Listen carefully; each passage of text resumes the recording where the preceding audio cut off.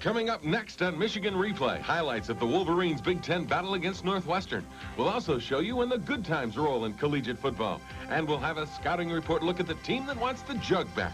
The Golden Gophers of Minnesota, Michigan's next opponent. All that and more coming up next.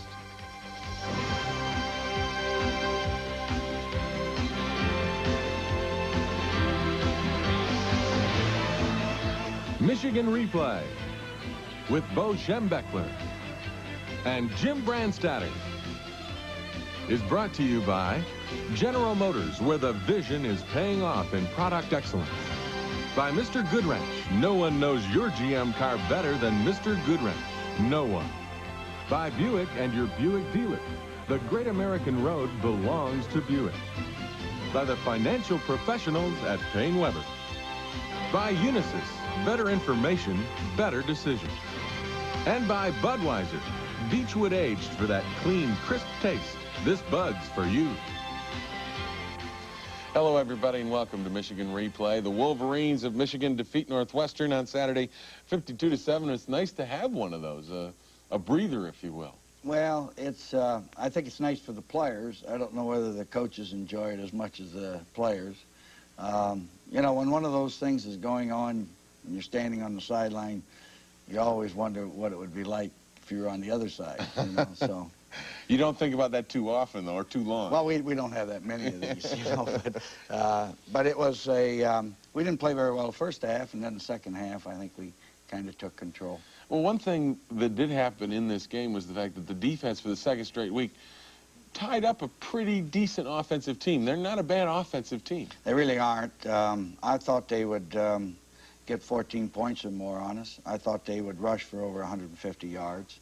And I also thought that Byron Sanders, their fine back, would get 100 yards, which he did.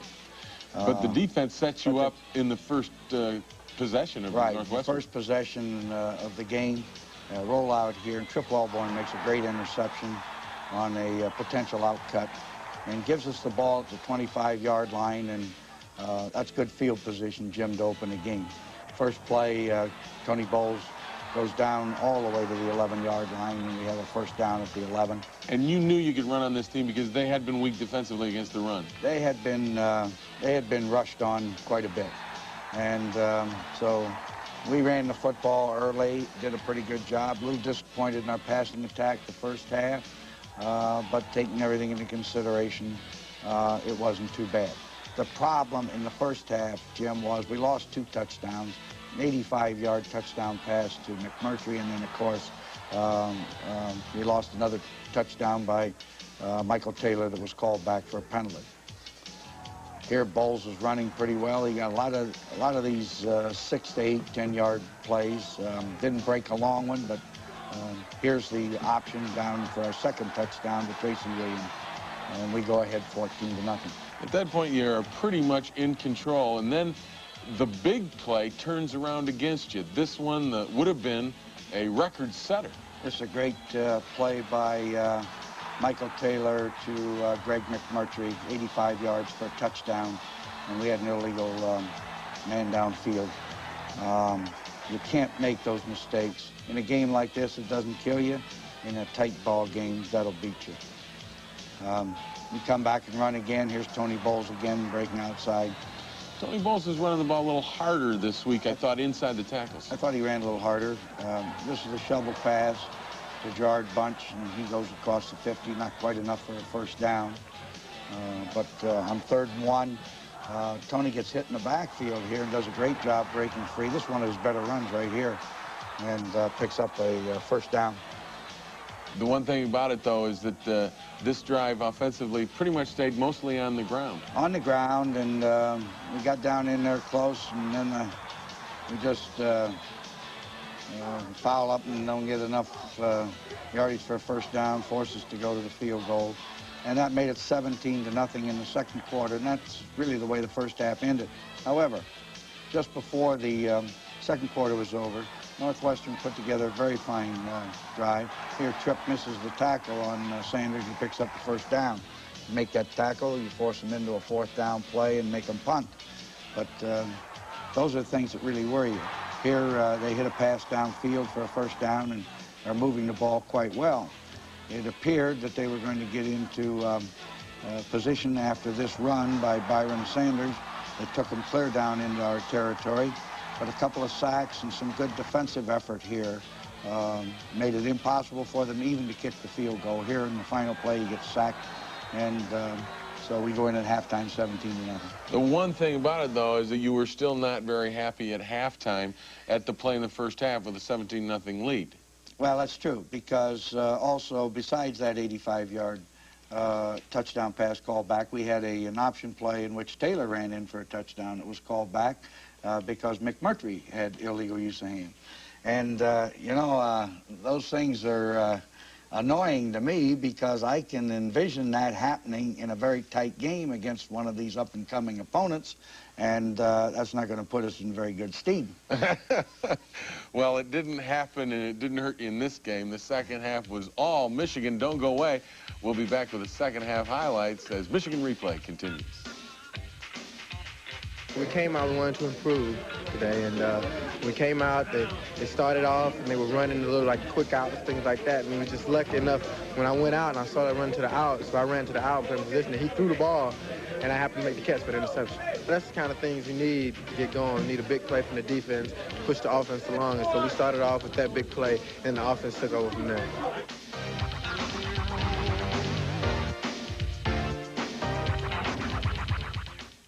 At General Motors, a new partnership is taking shape. Hey, how'd it go on the new job, son? Not bad. Yeah, we're learning a lot about computers and stuff. You know, they asked me to a meeting today. They asked the union. Yeah, there's a meeting on how we can improve quality. And, well, they want to know what I thought. It's not like it was when I was on the line. You know, I had a pretty good idea. At GM, the partnership is working. The vision is paying off.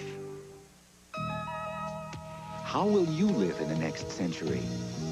Suddenly, life will be more comfortable, smoother, and quicker. Introducing the new 1989 Buick Century with premium features you expect from the best-selling Buick on the American road. All at a price that will let you enter the next century very comfortably. The great American road belongs to Buick. Somewhere, right now, there's a clean, crisp, ice-cold, Beechwood-aged Budweiser with your name on it. In the pizza delivery game, the Noid can zap ordinary pizzas. But Domino's Pizza delivers more than all the others combined. So when you call Domino's Pizza, you get the best delivered pizza.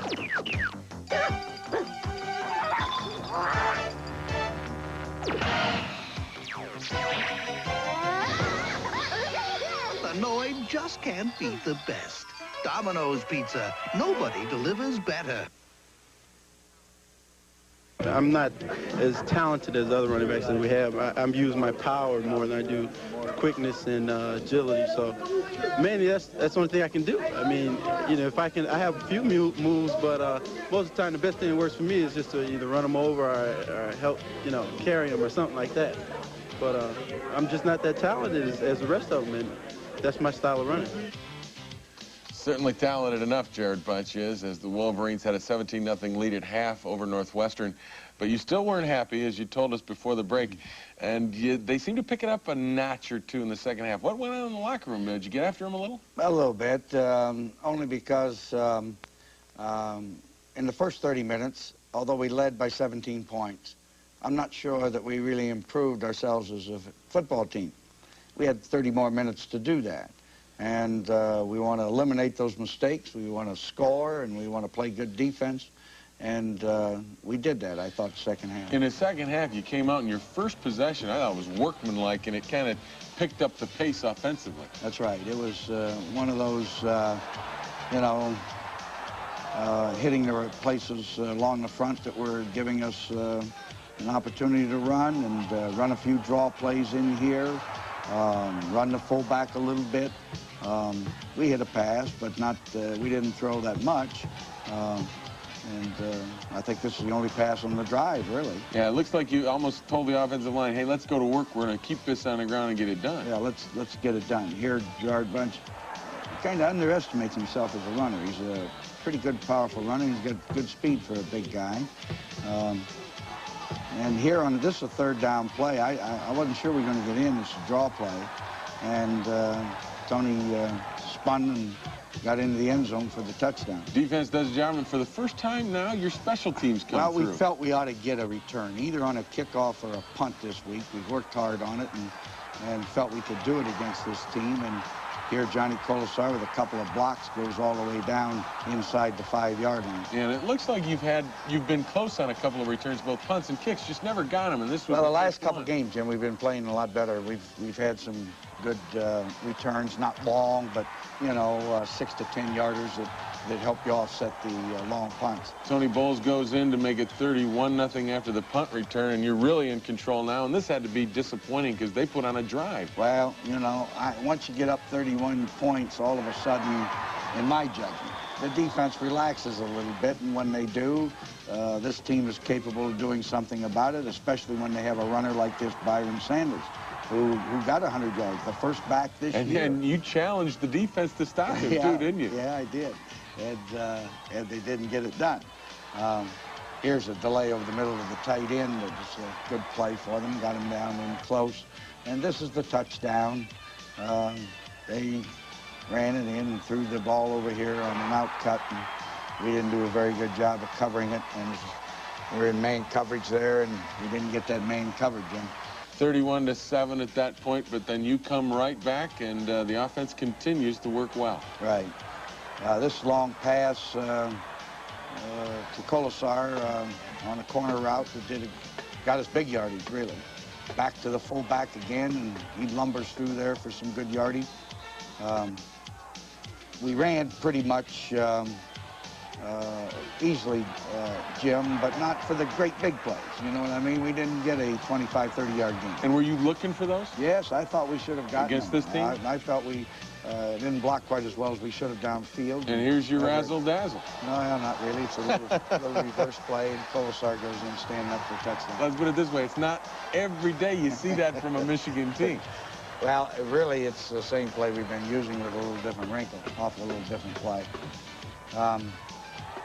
Got a chance to play some reserves. Right. This is Alan Jefferson. I think he had 10 carries in the game. And Demetrius Brown's at quarterback. And here the big fullback lunges in for a touchdown, and it's 45-7. And this is key to get some of those guys some work, especially Jefferson and Demetrius Brown. Right. I thought Demetrius played a real fine game. He had 5 out of 6 passes. Here's one of them to McMurtry. Ran the ball well. He took 2 drives, long drives down there, and scored with them. And one with the second unit. Here he hits Danny Jokic on the sideline for a first down. And then we go to the goal line, and this is Alan Jefferson going in for the final touchdown. And Mike Gillette adds the extra point for the 52-7 final. And you said you had to win the last 4 after you beat Indiana, so one of them's out of the way, and yet it's tough, as you've said many times in a game like this, to really figure out what you've gotten out of a game like this. Well, what we're going to do is try to use this film and have a real critical analysis of individual performances. You're going to break the film down rather carefully. Yes. In other words, when we make these mistakes, try to show them how crucial that would be in a very, very tight game. And that way, hopefully, we'll correct some of our mistakes. Kind of get the mental toughness back by critically looking at this game, right, even though it was a 52-7 win, and getting the youngsters thinking a little harder about it. 52-7 is nice, Jim, but you don't want too many of those. You will become a better football team when you're meeting stiffer competition and you're in several dogfights back to back. Well, those several dogfights might be coming up the final 3 weeks of the season, but first, let's take a look at when the good times roll. That's next when Michigan Replay continues. The first half, I let that one sail over my head. I kind of miscommunication where I was on the field. I thought I was on the 15 when I was on the 30, so I let it sail over my head, so I had something to prove to Bo that I had to do something. So I got the punt. It's a low, returnable kick, which makes it easy for you because the coverage doesn't come down fast enough.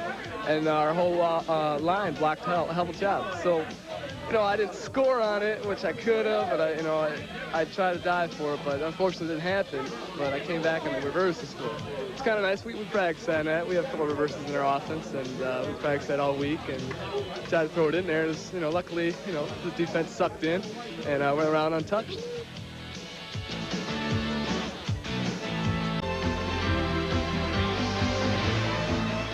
Michigan Replay with Bo Schembechler and Jim Brandstatter is brought to you by General Motors, where the vision is paying off in product excellence.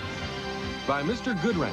No one knows your GM car better than Mr. Goodwrench. What it would be like if you were on the other side, you know, so. You don't think about that too often, though, or too long. Well, we don't have that many of these, you know, but it was we didn't play very well the first half, and then the second half, I think we kind of took control. Well, one thing that did happen in this game was the fact that the defense for the second straight week tied up a pretty decent offensive team. No one. By Buick and your Buick dealer. The Great American Road belongs to Buick. By the financial professionals at Payne Weber. By Unisys. Better information, better decisions. And by Budweiser. Beechwood aged for that clean, crisp taste. This Bud's for you. Coming up next on Michigan Replay, highlights of the Wolverines' Big Ten battle against Northwestern. We'll also show you when the good times roll in collegiate football. And we'll have a scouting report look at the team that wants the jug back. The Golden Gophers of Minnesota, Michigan's next opponent. All that and more coming up next.